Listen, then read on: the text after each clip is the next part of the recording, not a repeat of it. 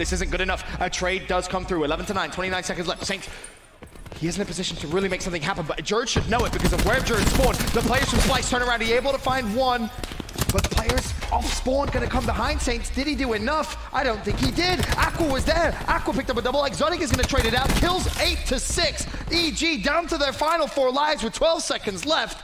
Splyce have been fantastic in the first 2 rounds. Can't be done, even from the opening break, using Lightning Strike to clear it. Unless EG can get inside the hill, it just doesn't seem very likely, and Accuracy is going to find more kills. But from the opening break, it seemed like Splyce was just slightly ahead of the page. It definitely helps when you have score streaks on board. And then, of course, Temp inside the base just going crazy. It's a 50-50 shot, right? You have Saints inside one base, you have Temp inside the other. Saints doesn't pick up any kills, albeit he was a distraction, but he's distracting for his teammates that are just getting killed by Temp. So look who's making the bigger plays. Exactly that.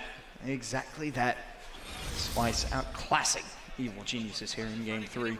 The 2-0 advantage could potentially end here, and Splyce secure top 6. Vegas. And keep in mind, they've had, or EG, excuse me, has had 5 map losses in a row. You had a great Friday, you're riding a high, all of a sudden you can't win maps anymore. It's not easy to come back from that. Keep in mind, Accuracy is called in the drone squad. Of course, they go over towards this B site, and they're going to guarantee to get at least 1 tick, and possibly just more. I don't know if EG can get back in time. How do you deal with the drone squad? You see the nade gets tossed in, but what are you going to do? He's going to fly in for the gravity spike, and he's going to find 3. That's how you break a hill. You press R2, and then you press the rest of the buttons. Still, though, they got 2 ticks. 2 ticks is an awful amount, but kill advantage definitely in EG's favor. Now, Jared didn't actually use his Grav Slam. He saved it. I thought for a minute you could have seen Grav Slam on Grav Slam, but not going to be the case. Goon with 3. Exotic is going to pull out the War Machine. The kill lead spiraling out of control here for EG. It's now at 6. Make that 7. Exotic using the War Machine. Of course, the kill lead definitely influenced by the use of specialists. 2 more players go down. Team kill as well. Those 2 ticks into B, though, Chance. That could be massive. Massive in the later part of this round. Of course, with a 6-man disadvantage, it's already pretty much turned into a game of they have to get the points. You don't have to win by kills right now. He's going to use the War Machine, able to find 1, has players running forward. He's going to find 2 with the bounce back, and that's the clearance to get this zone 8. Again, they're going for zone. They got players over at B as well. They got everything covered. Accuracy is going to get cleans up, so it's just about this 8-point for the moment. But if they get this here, they're 1 tick away from getting B. Splyce has a very good chance at pulling this off in EG. It looks like they're just giving this one up. They got players all over the place, though. Royalty overextended. He went towards mid-window, so he's trying to catch Splyce down, and he's been completely outplayed by Looney. He read it so well, and now the pressure over towards B. Grabs some invested by Jared, finds nothing, but doesn't matter because he has his gun, and those 2 ticks over towards B. We said how crucial it could be. EG with a 3-kill lead. Is it going to come down to that, though? That's the question. 60 seconds on the clock. Saints is able to clean up Jared, so now all of Splyce is not really past the halfway point of the map, but they have plenty of time. Temp has the opportunity to potentially go for a full flank, but EG, they have players watching it. They have players all the way in their base, just waiting for that flank.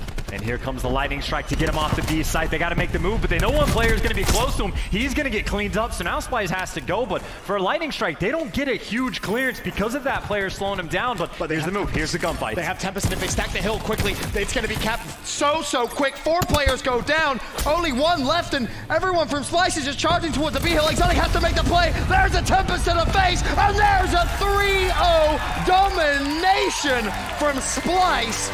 EG completely outclassed in winners round 1. Congratulations to Splyce. That puts them 1 step closer to securing their spot in the Pro League. A wonderful game. Splyce isn't, I don't think Pro League is even on their mind. They don't care. They're not worried about not making it in. They're trying to win this tournament. That was a dominant performance as a team. Like, obviously, Temp, amazing plays throughout, but I think from the get-go, the strats they had in S&D were superior. They were just hyper-aggressive from control. Every play call they made was great. All of the great play calls that EG made, Splyce had an answer for. Like, Arsenal is very defense-sided. Splyce just got 2 offensive wins. That's impressive stuff. Yeah. They were just running through them. And then on the flip side, of course, for EG, ton of success yesterday. They finished first in their pool today. They don't win a map. 0-6 so far. I believe they may actually have a loser's bracket matchup to play later on tonight. So if EG aren't careful, if they don't get their act together, they could be knocked out here in Vegas. And then Splyce can, go back to their hotel rooms, kick back, watch the teams they're gonna play, scout out the competition a little bit, and no reason to feel anything other than just elation. They gotta be feeling great because that's the best we've seen Splyce so far this entire tournament. Their only losses to Optic, which incredibly close maps they played against them. And again, that could be the grand finals matchup. Splyce, they are expecting to be in the grand finals, and if they play like that, there's no reason they shouldn't be. A lot of people said online Splyce were the real deal. They've shown that here in Vegas. But let's take a look now at our Scuff play of the game. This, you already know what it is. It's the man from Europe, King Jerd himself, springs into life. Just a four-piece from absolutely out of nowhere. We're thinking, all right, yep, congrats, EG. You managed to defend it. Here it is from his perspective. 1, 2, 3, and 4. Incredible 4K right there from Jerd. And I think the only player that was weak was the third player. Like, I'm pretty sure he did 150 damage to 3 of those guys. And again, in one clip of the SOG, you might see another one of those, but they're gonna be very, very rare. That is one of the more ridiculous plays we're gonna see. And that was his second quadra kill, whatever you wanna call it, of the series. Crazy. Congratulations to Splyce, the 3-0 victory over EG. We can now send it down to Jess with our PlayStation Instant Reaction with Looney. Thanks, Ben. So just before this series, I was speaking with Accuracy to get some of his thoughts. Where was your head at right before facing this team? We were confident. Obviously, we played Optic really close, which they're the best team in the game currently. So playing them close, although we lost, gave us confidence. And going against a team like EG, we just knew we had to play our game, and that's what we did. How were you able to seemingly so easily 3-0 them? I think we just clutched up. It was a 3-0, but it also was close, bar that control, which Accuracy made a good play, the first offense, to pretty much win us that offense and keep the momentum rolling, and yeah. All right, well, coming off of a series like that, how's your confidence? How are you feeling headed into Championship Sunday? We're all extremely confident. I mean, we have Donnie, the best player in the game, in my opinion. He's been putting in work. He has like the best damage, so as long as I have a player like that that can just explode and win us the game, we're confident going into Sunday. All right, gassing up your teammates. Love to hear it. Well, thank you so much for the interview. This has been your PlayStation Instant Reaction. Don't go anywhere. We will be right back after this quick break.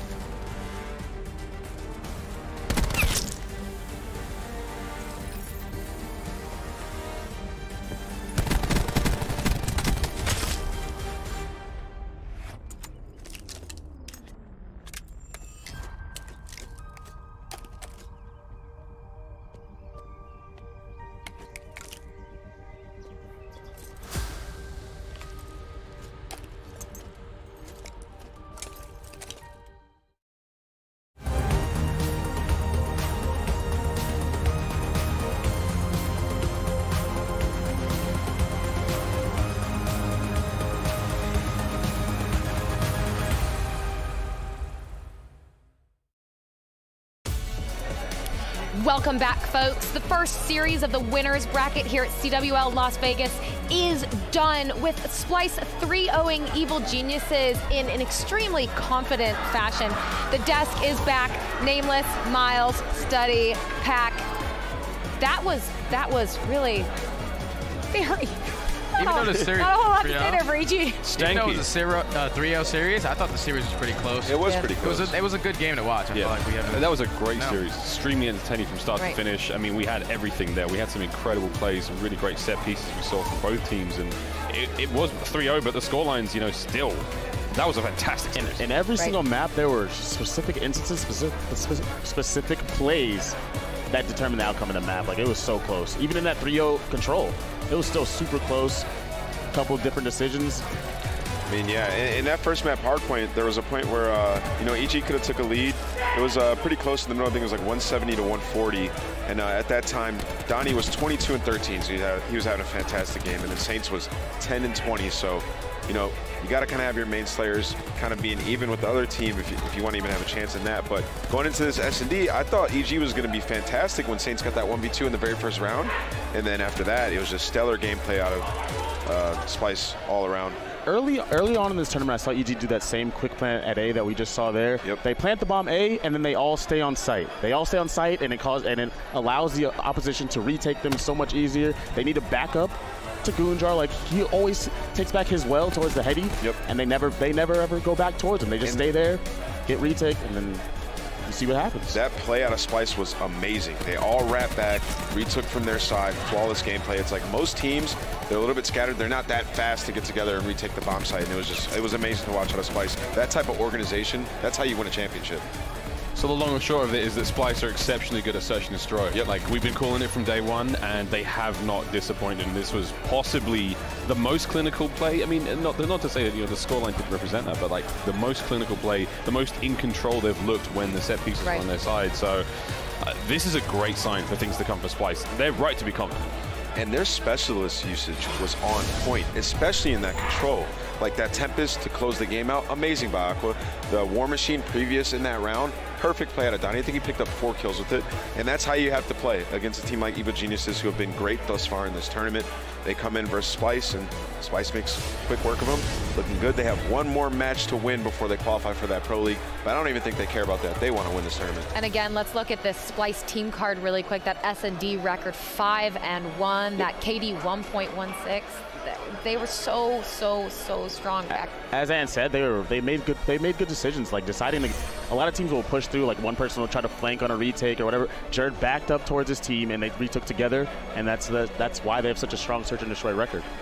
There was a situation where EG had numbers in a lot of these rounds, and for some reason they just throw it away. There was a situation where it was 3 of them that were on B-bomb, and it was 4 of them at the doorway. For some reason, they decided to flood a doorway, get 2-pieced, and now the advantage is in Splyce's favor, 3v2. I mean, what do we think going wrong right now with Evil Geniuses? I think they're simply outclassed, to be honest. I mean, I didn't think they played too bad in the first 2 maps.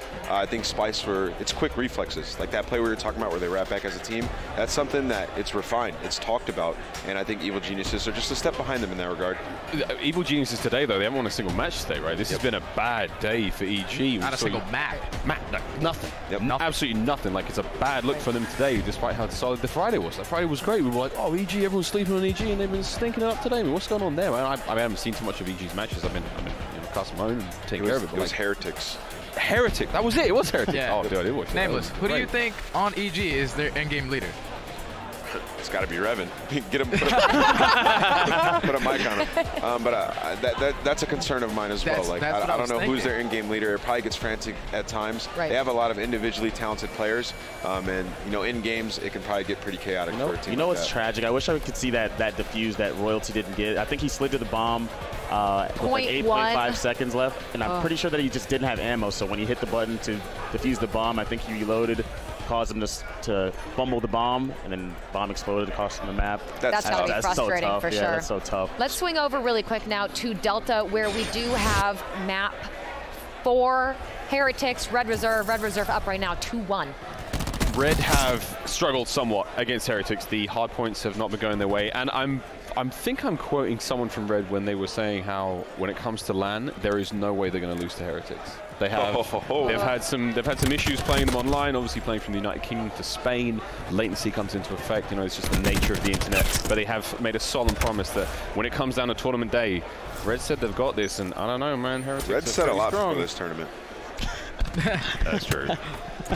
That is very true. Still, Heretics have been looking hot. I mean, the sounds, we've been hearing them screaming at each other from here during the previous matchup, so it's a heated game, to say the least. I will say, I'm looking for Red to make a run in the losers bracket, right? Like, you've had a little bit of time throughout this tournament to watch other teams play, pick up on some of the meta, warm up, get some scrims in. They have the talent. They just haven't been performing. They haven't been getting the wins.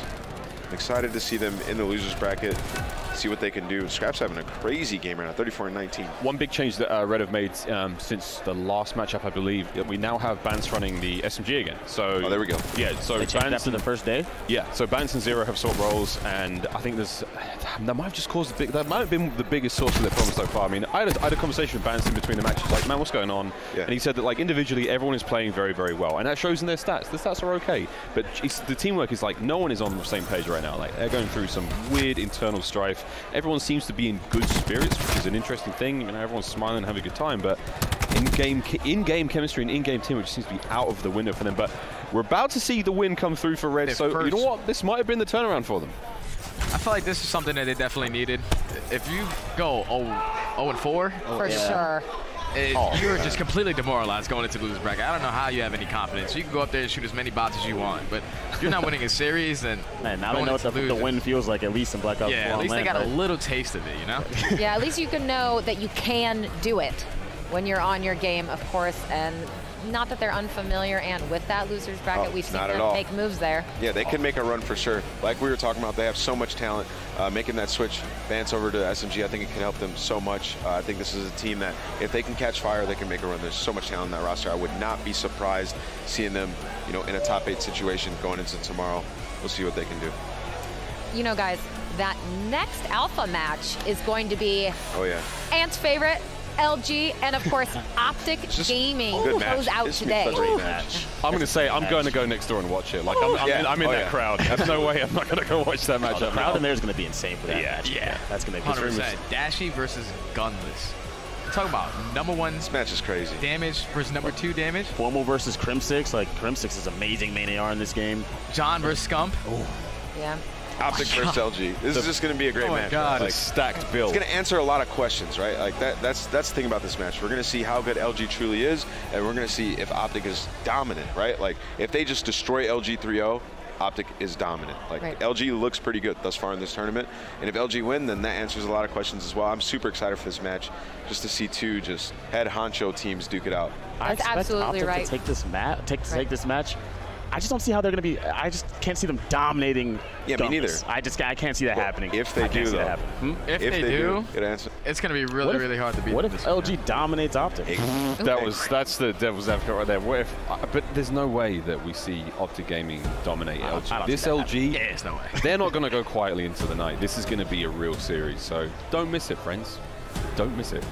Absolutely, you should not miss that. As we head toward the end of Day 2 of CWL Las Vegas, we've seen so many surprise moves. It has been an amazing, amazing day. Of course, Splyce 3-0ing Evil Geniuses there to begin the winner's bracket. But coming up, we have Luminosity Gaming versus Optic Gaming on Alpha.